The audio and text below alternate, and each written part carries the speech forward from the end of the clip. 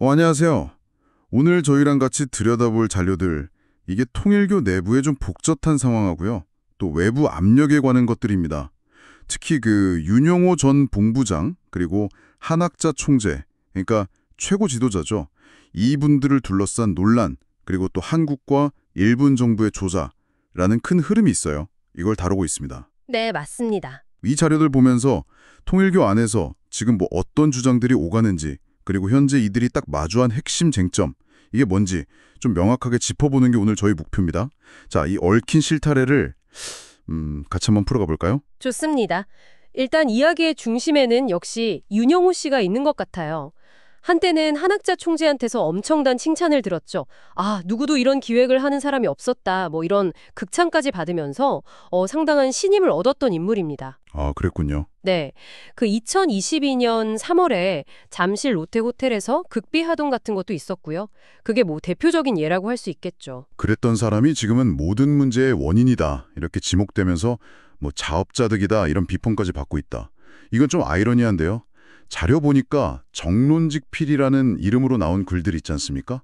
이게 사실은 윤 씨 본인이 쓴 거 아니냐, 뭐 이런 의혹도 있더라고요. 이건 어떤 맥락으로 봐야 할까요? 좀 이상한데요? 네, 그게 뭐랄까 그만큼 윤 씨가 좀 고립되어 있다는 걸 보여주는 걸 수도 있습니다. 그러니까 주변에 사람이 거의 없어서 자기가 직접 쓴 글을 마치 제3자가 쓴 객관적인 비판처럼 포장하려 했다는 거죠. 아하. 동시에 또 윤 씨 쪽에서는 무려 5천 페이지나 되는 내부 문건을 통해서 다른 사람들 비리를 막 폭로하면서 반격에 나섰다. 이런 정황도 자료에 나와요.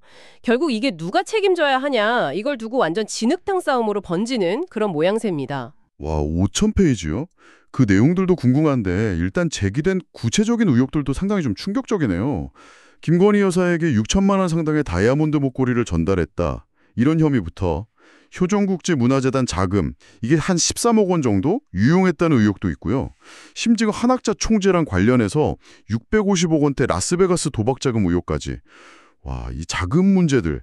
이게 지금 상황이랑 어떻게 연결되는 걸까요? 근데 이 재정 의혹들은 단순히 그냥 돈 문제가 아닙니다. 이게 더 커요.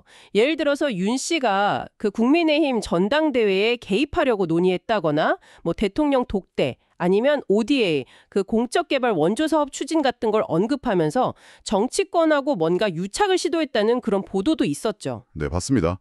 경향신문 보도였죠. 맞습니다.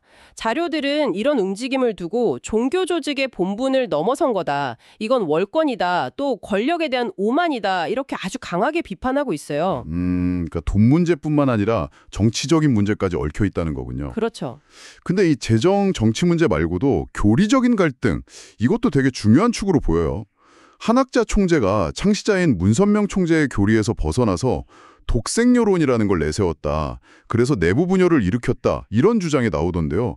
이 부분은 좀 어떻게 봐야 할까요? 아, 네. 그 독생여론이요? 이게 좀 복잡한데 한학자 총재가 자신을 무원죄 순혈 독생녀다 이렇게 칭하면서 후계 구도를 좀 바꾸려는 시도로 해석이 됩니다.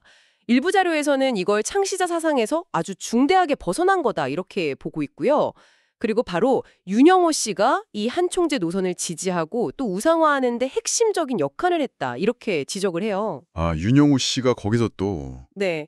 그러니까 정통성 논란이 내부 갈등의 또 다른 불씨가 된 거죠. 그렇군요. 이런 내부의 어떤 균열들이 결국 외부의 큰 사건으로까지 이뤄진 거군요. 그 2022년에 있었던 아베 전 일본 총리 피살 사건 말씀이시죠? 맞습니다. 바로 그 사건입니다. 피해자가 자기 어머니가 너무 과도하게 헌금을 해서 가정이 파탄났다고 진술하면서 이게 통일교 헌금 문제랑 일본 정치권과의 유착 의혹 이런 것들이 갑자기 국제적인 문제로 확 커졌죠. 네, 전 세계적으로 보도가 많이 됐었죠. 네. 결국 일본 법원이 불법적인 포교 활동이나 고액 헌금 유도 이런 걸 근거로 통일교에 대해서 해산 명령까지 내리게 된 겁니다. 해산 명령이요? 와, 굉장히 강력한 조치네요. 그렇죠. 조직의 존립 자체를 흔드는 결정이니까요. 한국 상황도 지금 뭐 심상치 않아 보입니다. 특검 수사가 진행되면서 본부 압수수색도 하고 한학자 총재는 출국 금지되고 피의자로 입건까지 됐다고 하고 굉장히 강도 높은 조사가 이루어지고 있는 것 같은데요. 일부 자료에서는 이걸 그냥 단순한 범죄 수사가 아니라 뭐 섭리적 심판이다, 하늘의 응징이다 이런 종교적인 표현까지 쓰면서 해석하기도 하더라고요. 물론 이 부분은 저희가 판단하는 게 아니라 자료에 담긴 주장을 전달해 드리는 겁니다.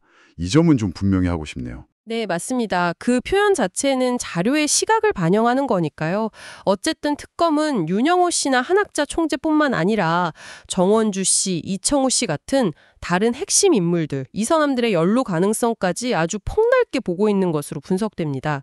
아까 말씀드린 그 5,000페이지 문건 있잖아요. 네네, 그 폭로 문건이요? 그게 어쩌면 이들에 대한 연쇄적인 처벌의 어떤 뭐랄까 도화선이 될 수도 있다, 이런 관측도 나오고 있어요. 아, 그 문건이 또 다른 파장을 불러올 수도 있겠군요. 그럼 오늘 저희가 쭉 살펴본 자료들을 보면 결국 통일교 내부의 어떤 치열한 권력 다툼, 또 재정이나 정치 스캔들, 그리고 교리 갈등 같은 문제들이 외부의 사법적 조치와 딱 맞물리면서 이 조직 전체가 정말 중대한 기로에 섰다, 이렇게 볼 수 있겠네요. 네, 정확합니다. 핵심 인물들이 서로 책임을 미루는 공방, 또 조직의 미래를 둘러싸는 아주 치열한 대립, 그리고 외부로부터의 어떤 심판, 이런 다층적인 위기가 동시에 그냥 막 펼쳐지고 있는 아주 복잡한 국면이라고 할 수 있습니다. 자, 이런 내부의 어떤 배신이나 문제들, 그리고 외부의 심판에 대한 이야기들을 쭉 들어보셨는데요.